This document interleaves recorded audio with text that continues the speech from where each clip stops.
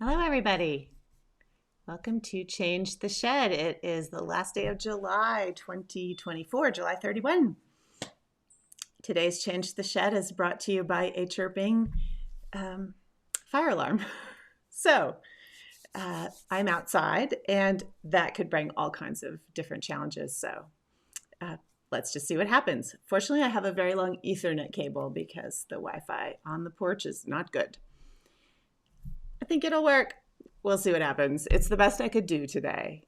After the second night in a row being woken up by a chirping fire alarm, which is installed 16 feet above the floor, and I do not own an extension ladder. So I will own one by the end of the day today. I hope you're all well. Welcome from everywhere. Hilly's here from the Netherlands, and Margaret from Scotland, and David's from the UK, and Janice is here from Portland, and Barbara from San Diego, and Anne from Maryland. Glad you're working on the Tapestry Discovery Box, Anne. That's fun. Patricia's here from Brittany. Kathy from Wisconsin. Nan is here from Woodstock. And Marlene is here from Texas, where it is, I am sure, warm, but she says lovely, so that's good. And Jessica's here from Illinois. I didn't advertise this Change the Shed widely because, because we're here and I didn't know how it was going to go. So it might be a small group today, and that is okay. If it turns out okay, people can watch the recording. Margarita's here from Sweden. Hooray. Carolyn from the north of England. I'm happy you all could come and talk about weaving a little bit. So today, I guess I don't really have any announcements except that the new Tapestry Discovery Box is open. So if you'd like to jump in, I'll be showing you something from that briefly. And I just rolling along as usual. So Brown's here from Vancouver, and Mary Lou from Massachusetts, and Susan from Martha's Vineyard, and Barb from Walnut Creek, California. We've got a lot of fires in Colorado now, and California, I think, is also hit pretty hard. It is fire season for sure. So maybe I need to pull out my fire tapestry series and finish that. This would be the time to do it. So today I have a glass table, so that's why this looks weird. I'm sorry about that. Probably should have found something to put over the table. But again, we are punting today. So if you just came in, we are working outside courtesy of a chirping fire alarm that I cannot reach to turn off. This is the thing I was working on last week. It's the little meander from the Tapestry Discovery Box number 7, which opened July 15. So if you want to work on vertical curves, this is how this one turned out. It was a lot of fun. I've seen some really cool ones in the class. And some of you here have been posting what you've been working on. So this is a fun way to work on learning to see vertical curves. And this idea came from Sarah Sweat, who I had a whole class from her about this many years ago now. And it's one of my favorite exercises for working on how to make curves vertically that look great. Or that look curvy. I mean, we're working on a grid, right? And so making curves look like they are curved when they are fairly vertical like this is a little challenge. It just takes some practice, and eventually you get better at it. All right. Sharon's here. Hello. Karen's here from Massachusetts, and Sally from Wisconsin. Karen's here from Texas. Marlena started her circles tapestry. Awesome. It's fun to work on circles. So the current Tapestry Discovery Box is making vertical curves, which also includes making circles. So if you want to give that a go, you can absolutely jump into that Discovery Box. There's actually, here's the URL right at the top of my screen, way up there. Judith is here from Florida, hot and steamy. Maria from Connecticut. Ginger's here from Pennsylvania. And Gudrun is here from Iceland. I had a friend in Iceland this week. She just sent me a picture of herself swimming in the North Atlantic, and I thought all I could think was, oh, that's got to be real cold. I think it's always cold in the ocean near Iceland. Carol's here from Bainbridge Island, Washington. Lovely place. Deb is here from North Carolina. So today I have another, I was going to be showing you this inside. Sorry, there are both spiders coming down from above and flies. I apologize. You always say that the best change to the sheds are the ones where unexpected things happen and I have to fix errors. So we have a lot of errors today we're going to work on. I have another piece that's the same size. I rewarped the loom last night. This is another fringeless piece. So I used the exact same jig. The piece should be about the same size. Here's the bottom. Hard to see, I know, in the camera. And here's the top. Fringeless four-selvedge warping allows you to have an open shed the whole way, which is one of my favorite things.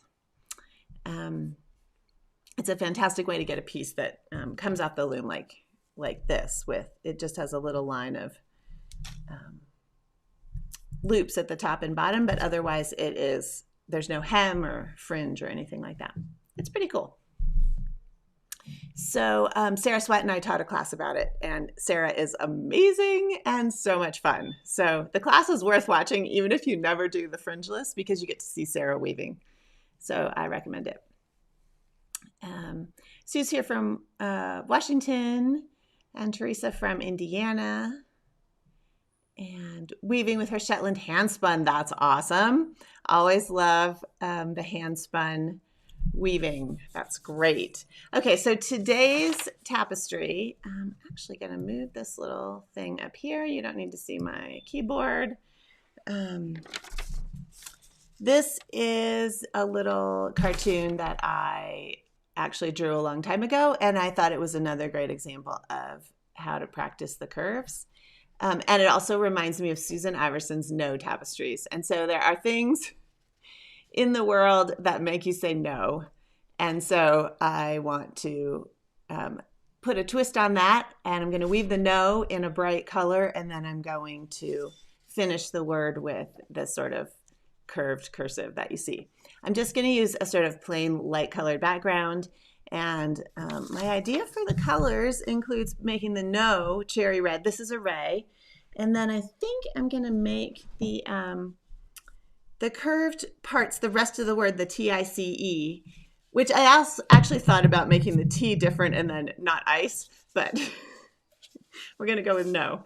I'm going to use some cool colors to contrast with the bright red. Also, that is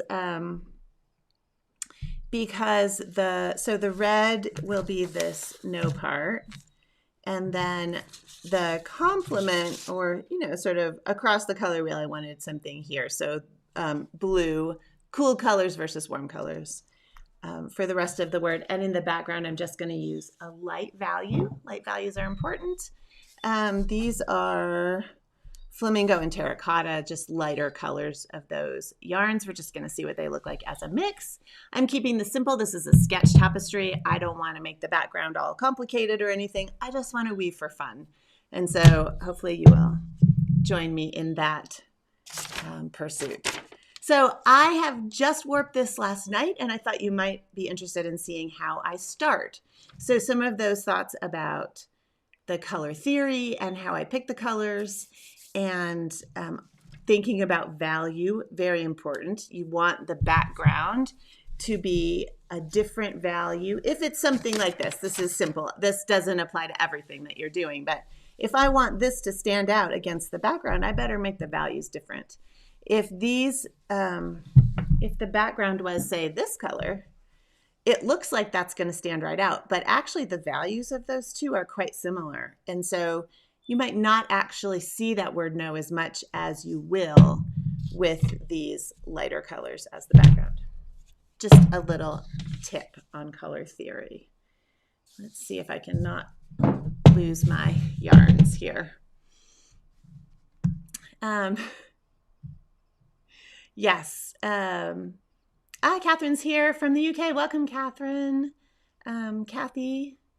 Evelyn's here from Sweden. Marla, yes, my piece matches my shirt. I just realized I grabbed this shirt today. It's the weave shirt from Harrisville Designs.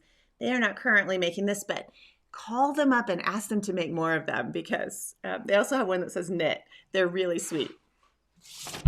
Maybe they'll do another run for us if enough of us want a weave shirt. But yes, it matches the idea of the tapestry. So here's what I will do at the beginning. This is a fringeless warp. So the bottom of the warp is here, and you probably can't see that, but there's white supplemental warp down here, and then the cotton seam twine is on top of that. And I'm just going right now to mark in where I want this N with a industrial Sharpie permanent ink marker.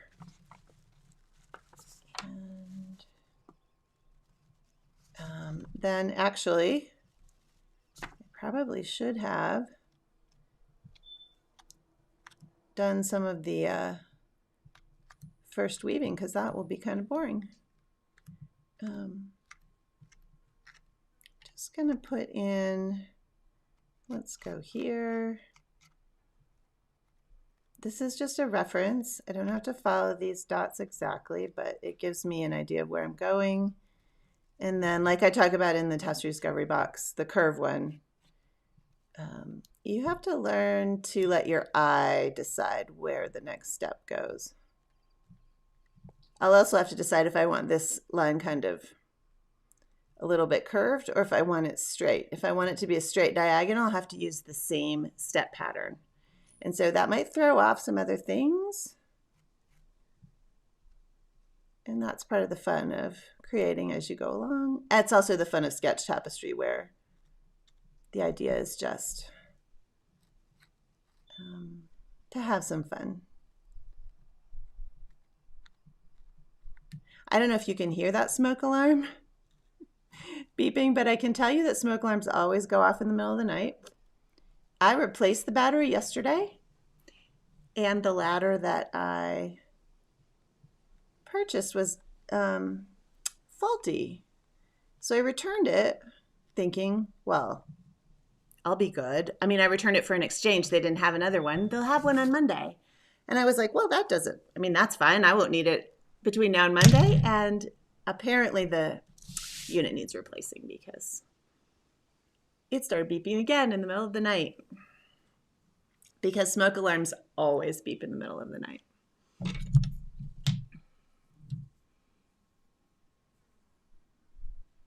Oh yeah, Mary says she just cut off my first two large format pieces. The backs are daunting. Learning I should leave longer tails to make needling in easier. Yeah, if you're going to needle in your tails, it's worth making them. I usually leave them 2 inches or sometimes longer, so it is definitely worth that. And I'm going to guess you're probably going to want me to zoom in on this, and I probably am not going to be able to do a good job of that with this camera setup, which is all ad hoc because I'm working on a picnic table. All right, hopefully that is also in focus. I'm going to start here. A lot of you often have shedding questions. I'm actually going to start with just one strand, and I also want to make sure I sort of get these warps even.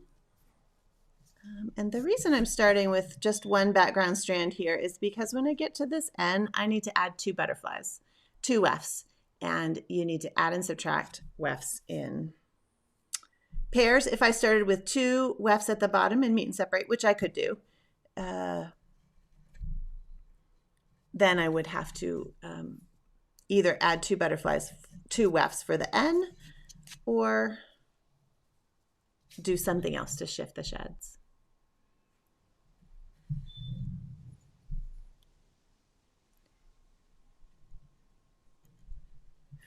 Okay, so fly. I'm usually pretty fine with bugs, but I don't like it when flies land on my face.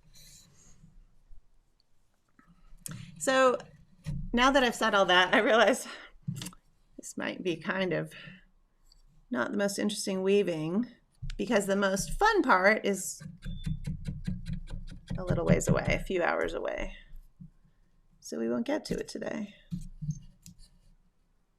And right there, you probably cannot see that, float already.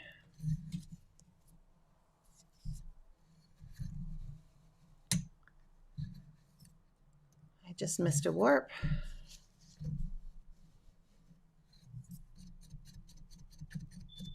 Someone asked about this shed stick from the last Change the Shed.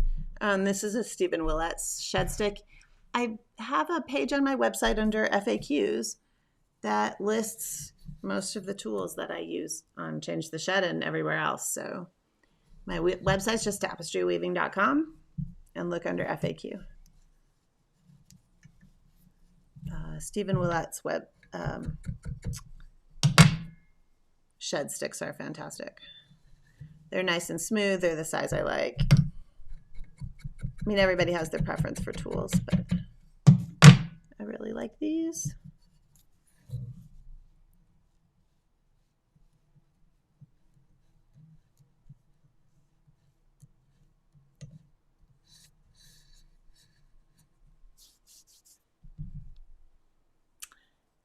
Awesome. Somebody just got their copy of The Art of Tapestry Weaving. Thank you for those comments. Glad you like it. The book was a wonderful project. If you don't know, I wrote a book called The Art of Tapestry Weaving, and it's all about tapestry, how to get started in tapestry.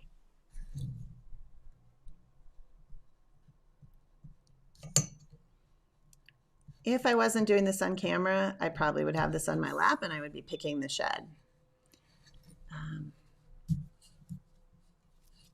But my setup is not the best for that.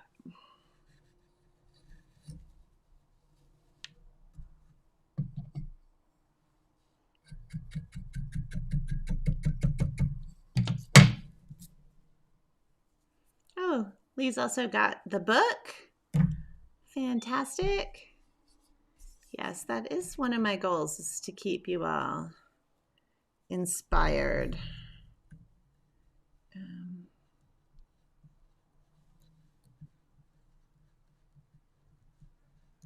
And to keep myself inspired.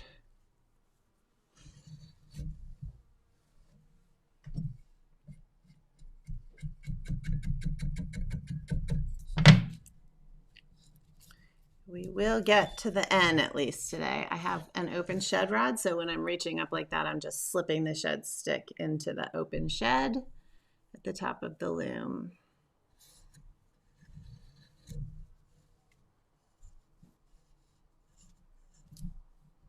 I did almost cancel today, so thank you for your kind words, Janice. But I had to cancel not long ago because of a dog problem, and I thought, well, let's give it a try.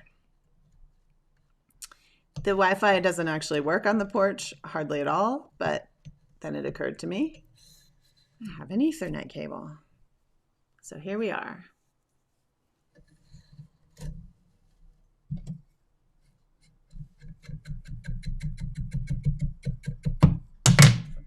Packing that in pretty firmly because I want the bottom of the Fringeless four-selvedge to be nice and tight.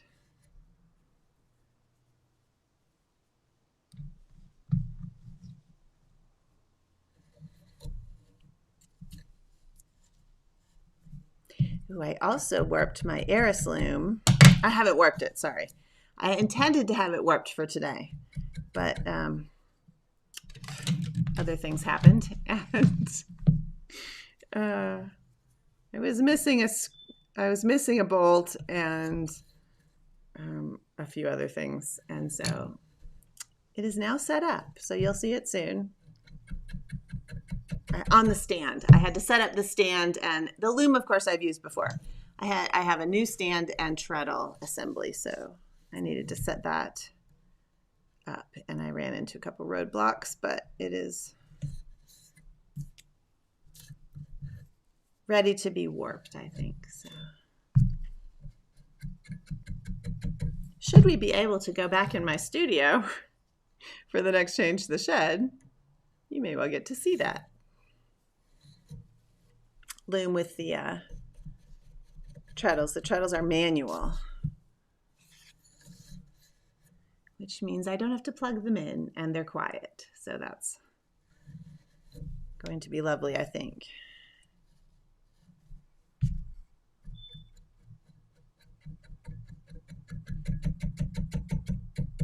I'm using 3 strands of gist array at 8 EPI, or approximately 8 EPI. Oh, that was my intention when I set this up.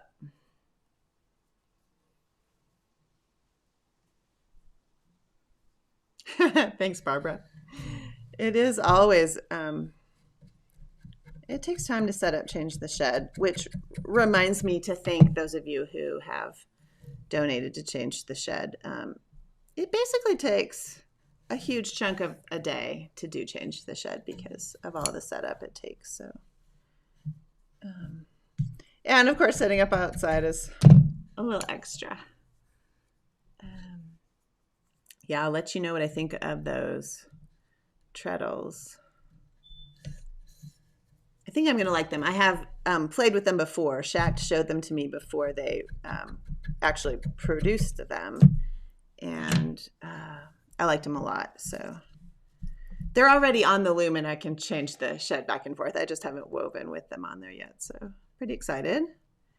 Shivi asked what I think about Maximo Laura's tapestry. I think it's gorgeous. Maximo Laura is from Peru and has a very signature style. You can see it. He sells a lot in the United States. He also has workshops. If you want to go and learn how to do it, he will teach you, or his staff will teach you. I think you'll get to meet him at least, but I think he has trained people to teach all the Americans who come down, or people from other countries.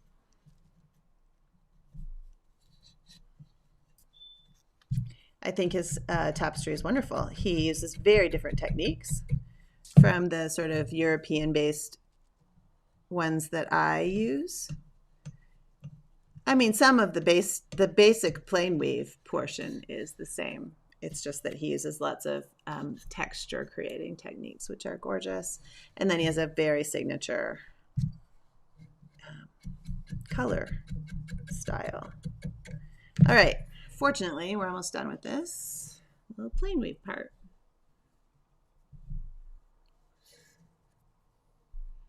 Oh, good. Helly says she has the stand and the treadles and loves working on them. That is good to hear. Yeah, I think I'm really going to like, especially having the stand. I just don't have a lot of table space. So I think the stand is going to be really helpful for me. Sort of keeps the Loom from being in the middle of my workspace all the time. Okay, so I'm at the bottom of the N, and this is what I was talking about with the shedding. I need this weft to do this, and then I need my red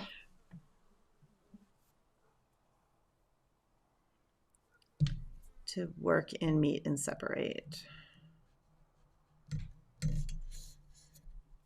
So this is actually the working end, and the tail will go out here. See how long that tail is? Oh no, you can't see it here. That's a good 3 inches. I might go a little bit smaller, but it's tempting to try not to, quote, waste yarn, but if you're gonna stitch those in. Okay, so here's a question. One thing I could do here would be a split weft outline. Or maybe I'm not gonna do it. I'm just gonna leave all of this really tapestry-like, which means there will be some steps. And then this last one has to have the tail meet the other tail for meet and separate, which is not a separate technique. It is something we do all the time, almost all the time. I have actually a lot of confusion about that from students, and part of that is probably because of the way I presented it in some classes. But meet and separate is not like a technique like pick and pick. It is something you do all the time, with a few exceptions. There are some techniques that are not done in meet and separate. And that is in this form of weaving. If you're doing Rio Grande weaving or Navajo weaving, you won't use meet and separate, because they have different reasons for what they do, different functional reasons for what they do.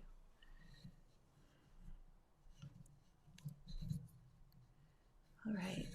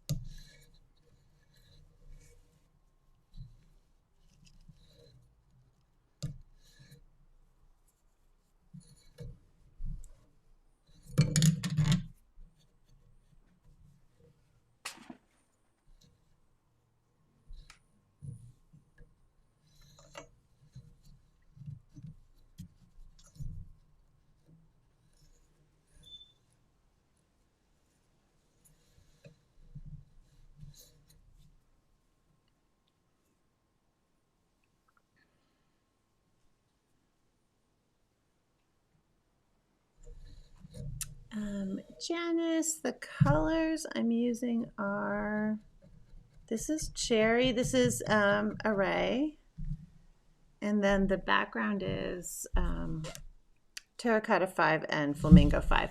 To be honest, I just wanted a light color in the sort of red family, and I just grabbed these this morning. I also pulled out daffodil in case at some point I wanted to add that to the mix in the background, but all three of those will blend pretty well. And then I'm going to use, it's not exactly a complement, but blue for the rest of the word that isn't no.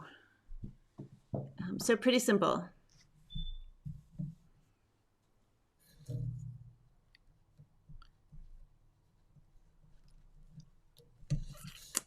Good to hear, Dave. He likes the stand and the treadles too, so that's good to hear. I think I'm really going to like it a lot. I will let you know soon. I will undoubtedly do a blog post about the stand and treadles, which I should have done a long time ago, but moving really got in the way of my Eris loom use.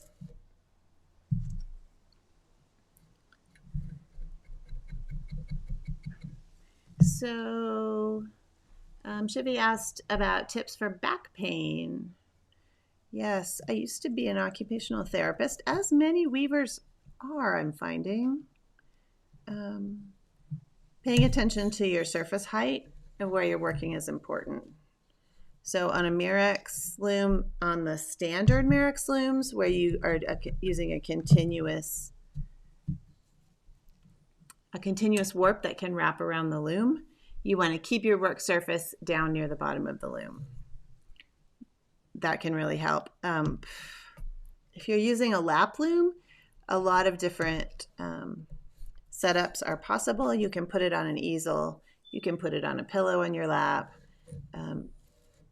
I recommend a chair that is adjustable height and or a table that has adjustable height. Most tables are too high for most chairs, like standard like dining room setup. The loom puts your weaving too high for the chair you're sitting in unless you're like 7 feet tall. So really paying attention to that. A good desk chair is what I use. I'm not using that right now, but a good desk chair you can raise and lower it. It doesn't even have to be a good desk chair. It can be a cheap desk chair, but it should be able to raise and lower. And then if your feet aren't hitting the floor, evenly, you need footrests because you will hurt your back just from where your feet are. So feet are important. I don't mention that very much, but it is really important how your feet are positioned.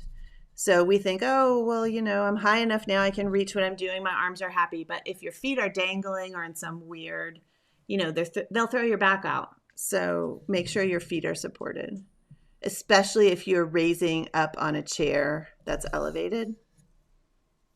And then another option is a table that changes height. I have a couple different ones. Actually, I really only have one I use for weaving. It's just a cheap plastic table from Home Depot. It's made by Lifetime, I think, and they come in,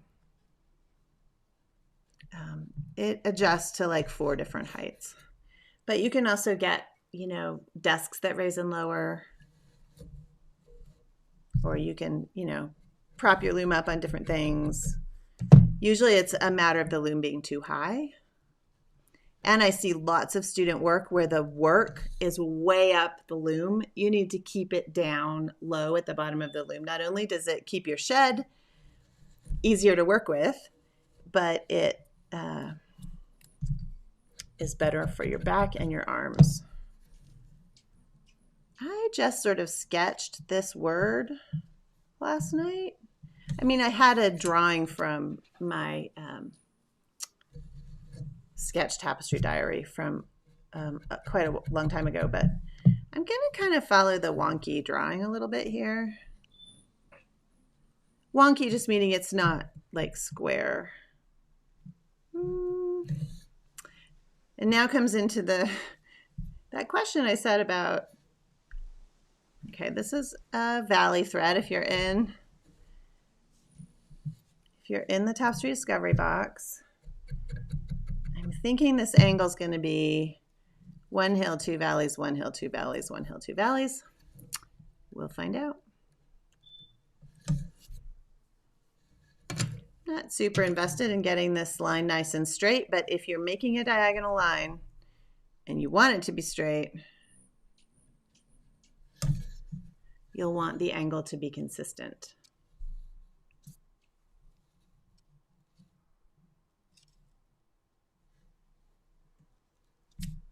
Fun, Esther. Taking a loom on a canal boat. That sounds fun. Yeah.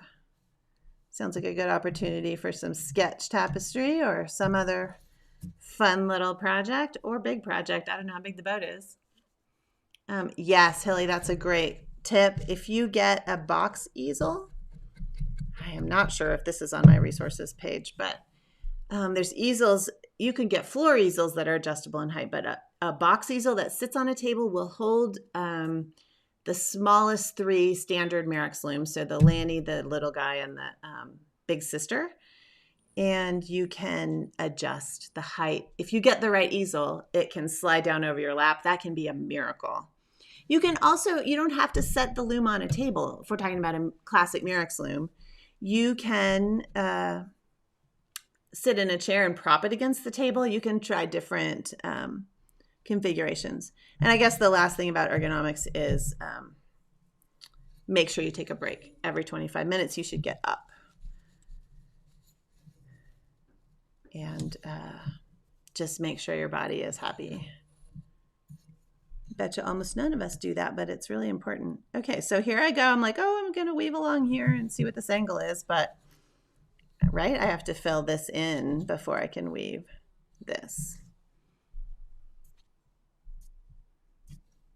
Oh, good. Dave just got his Palette Scout tool from Zolly, which is a sister company to Gist Yarn. I did a blog post recently about Palette Scout. I've been using it to choose palettes for the Discovery box and also some of my own work. So it's a really great tool, and it has great, as Dave says, really great quality. Just a great way to work with color theory. I don't get kickbacks for that. I do have a collaboration with Gist Yarn, of course, for the classes I teach, but I don't get a kickback for telling you that I really like Palette Scout. we're gonna need another butterfly. Sorry, I always call these butterflies. When I work on my big pieces, the wefts are wrapped in butterflies. And so it is my habit to call each individual weft a butterfly, which may be confusing because you probably never see me using butterflies on small pieces. I just keep the yarn long like this.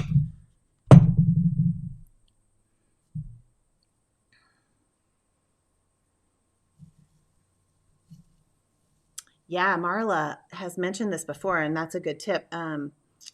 iPad, if you're using the Saffron or the Chloe Loom or any other smaller lap loom, they make pillow pads for tablets. So like your iPad or whatever that sit on your lap. And I've had quite a few people use them for their looms.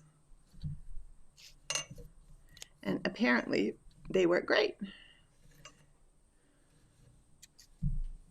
I think it's also important to just change up your position and to pay attention when something's hurting. Really pay attention to that. Why is it hurting? Figure it out, and then change what you're doing. If you really want to dive into ergonomics, Carson Demers has a book called Knitting Comfortably. He's a physical therapist who specializes in ergonomics, and there's a lot of stuff in there that is pertinent to weavers. Obviously, it's also excellent for knitters, but I highly recommend that book. I did a review of it on my blog at some point, so if you just Google Rebecca Mezoff Knitting Comfortably, it'll come up. All right, let's bring this across, and because everything was in meet and separate, it all works happily.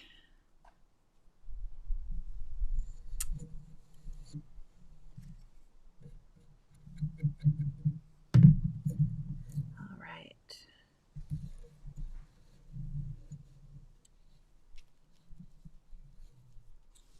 I don't remember exactly what I did there, but let's do this.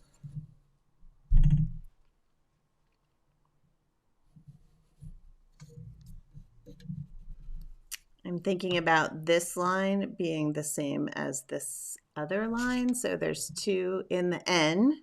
There's a line, but two diagonals. And do I want those to be the same angle or not? And now is the time. Had I been thinking about this before I started today, I would have grabbed my angle sampler, which is something that I teach in the book and in my warp and weft class, and can give you an idea if the yarns you're using are the same, what angle you need. I don't actually have an angle sampler with Array, so that is a project that I should do because the angles will be different with different yarn and different sets and different warps. It all matters. But let's try this 2 valleys, 1 hill.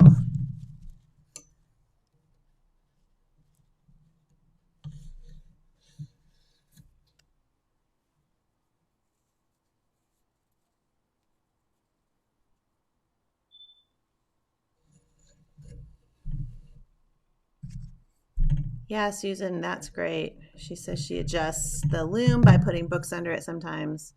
Must be a tabletop Merrick's or some tabletop loom. And she also has an adjustable height table. So you can, adjust things that way. You can always throw a pillow on a chair for a while if you can't advance your warp or something. You just need to be in a different position. We have this problem in workshops all the time when I teach live workshops. The chairs are always horrible for the tables. They just are almost never right. They're always too low for the looms we're using. So if we have stackable chairs, you can stack the chairs, but often it becomes a pillow use situation. All right, I'm continuing on this. This was a 1 hill, 2 valley. Lee's asked whether the techniques in the discovery box are the same as the techniques in the book, and those of you who have seen both can answer. The names of the techniques are the same. The way I do them is the same. The teaching is an entirely different thing. So, an online class is just a different way to learn than in the book, and much more in depth. Each of the techniques in the Tapestry Discovery Box are in much more depth than what's in the book, because I only had 300 pages to teach you all of the basic tapestry techniques. So this is where I'm choosing, and you'll have to wait with bated breath to find out how this goes. If I continue this angle, I'm going to be off of my little hand-drawn line, which is not surprising. It was a hand-drawn line. But I might just go with, let's see what it looks like if I just weave the angle the way I started. So it will be a straight line, and then adjust the cartoon, because after all, it's sketch tapestry and it doesn't matter. Oh, Kathy asked about a music stand. Maybe if it was a beefy music stand, like the metal ones that are really, I could see putting that between your legs and using it as sort of a table.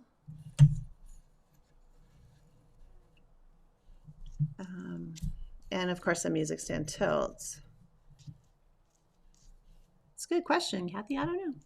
I've never tried it. I don't have one of those, you know, the kind that the orchestra uses, the black ones that we used in college. My undergraduate degree was in music, and we use those beefy music stands that don't fold. Personally, I don't think the little wire ones that you use at home that just open out and they don't tilt, I don't think those probably would work very well. But I could be wrong. I haven't tried it.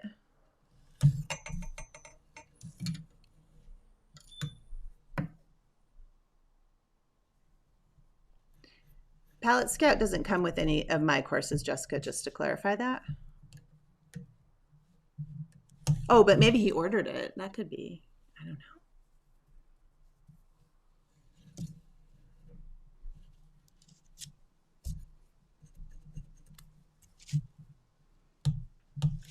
All right, we've got a good diagonal line here.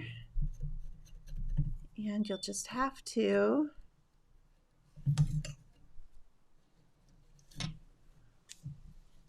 so because I followed a pattern, that made the lines straight. And let's see if this will focus if I really come in.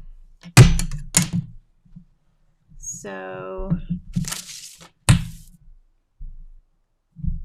see, I'm off the dots, but the line is straight. So we'll see what that looks like when I weave it. And then this line, if I do the same pattern, I'll have the same angles.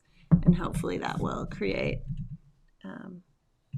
straight lines. I don't always want a straight line, but I think in this case for the N, it would be a nice thing to go with my design if the N had straight lines and then the O was curved. Okay. See, the mouse does not work on glass. Oh my gosh. Okay.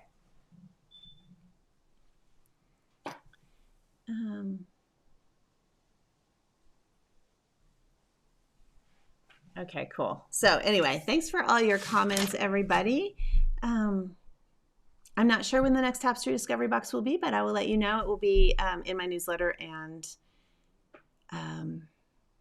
on my calendar page of my website. Under online learning, there's a calendar page that I always put when the next thing will be. And of course, there'll be a thing on YouTube. So hopefully you will find it. And yeah, we'll see what happens with this piece and with the Eris Loom, which I am excited to get going. So thanks for coming, everybody. Thanks for all your questions. I hope I didn't miss too many anyway. Sometimes I miss them as they go by. I apologize for that. But if you're in the online classes, of course, you can always ask whatever questions you want in those classes. And we can talk about it more there. yeah, it's great to see you all. I hope you're weaving and having a good summer. And hopefully I will get the fire alarm situation fixed up by tonight so I can sleep. Thanks y'all for coming. Have a really great week and summer. Hopefully you're not in the middle of a fire or heat wave or whatever. And we'll see you in a few weeks or sometime soon. I'll let you know when it is. All right. Thanks, everybody. Bye-bye.